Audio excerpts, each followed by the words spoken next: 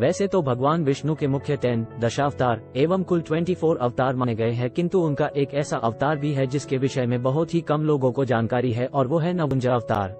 ऐसा इसलिए है क्योंकि इस अवतार के विषय में महाभारत या किसी भी पुराण में कोई वर्णन नहीं है। केवल उड़ीसा के लोक कथाओं में श्रीहरि के इस विचित्र अवतार का वर्णन मिलता है। वहाँ नवकुंज को श्री कृष्ण का अवतार भी माना जाता है। आइए इस विशिष्ट अवतार के विषय में कुछ जानते हैं। जैसा कि बताया है कि नवकुंज अवतार का वर्णन केवल उड़ीसा के महाभारत में मिलता है, जिसकी रचना 15 शताब्दी में जन्मे उड़ीसा के आदि कवि माने जाने वाले श्री सरला दास ने की है। इन्होंने महाभारत के अतिरिक्त उड़िया बिले का रामायण की भी रचना की है। इनके द्वारा लिखे महाभारत का मूल स्वरूप तो महर्षि व्यास के महाभारत का ही है, किंतु इसमें इन्होंने अपनी अपूर्व मौलिकता का परिचय दिया है और कुछ बातें अपनी ओर से भी जोड़ी है, जिसका कोई वर्णन मूल महाभारत में नहीं है। नवकुंज अवतार भी उन्हीं में से एक है। इनके द्वारा लिखित महाभारत के अनुसार जब अर्जुन अपने निर्वासन के दौरान मणिभद्र की पहाड़ियों में तपस्या कर रहे थे, तब इन्होंने इस अद्भुत जीव के दर्शन किए। इस जीव का पूरा शरीर 9 विभिन्न पशुओं का मिश्रण था और आकर बहुत बड़ा था। जब अर्जुन ने इन्हें देखा तो वे घबरा गए और उन्होंने अपनी रक्षा के लिए गांडीव धारण किया।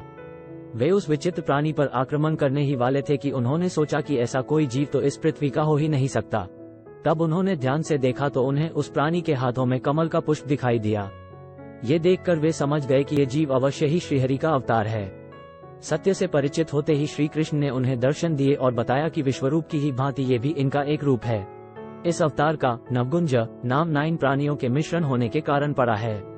वे हैं सर मुर्गे का, गर्दन मयूर का, कुबड़ ऋषभ का, कमर शेर की, पिछला बायां पैर बाघ का, पिछला दायां पैर अश्व का, अगला बायां पैर गज का, अगला दायां पैर मनुष्य का, पूंछ सर्प की।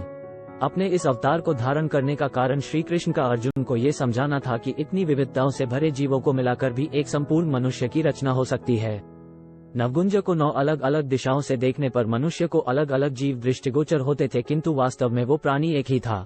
इसका अर्थ ये है कि किसी मनुष्य को देखने का दृष्टिकोण अलग अलग मनुष्यों का भिन्न हो सकता है, किंतु वास्तव में वो मनुष्य वही होता है जो वो है। इसे साधारण भाषा में समझे तो इस अवतार के द्वारा श्री कृष्ण ने अर्जुन को एकम सत विप्रा बहुधा वदंती का सूत्र दिया, अर्थात सत्य एक ही होता है जिसे ज्ञानी मनुष्य अलग अलग नामों से बुलाते हैं। भगवान के इस नवकुंज अवतार का महत्व अद्वैत साहित्य में बहुत है। इस अद्भुत अवतार की कलाकृति पूरी जगन्नाथ मंदिर में स्थापित है। इसके अतिरिक्त जगन्नाथ मंदिर के नील चक्र पर 8 नवकुंजरों की आकृति उकेरी गई है, जिसे देखने दूर दूर से लोग वहां आते हैं। इसके अतिरिक्त उड़ीसा में खेले जाने वाले एक प्राचीन खेल गंजपा में भी नवकुंज एवं अर्जुन एक पात्र के रूप में उपस्थित होते हैं।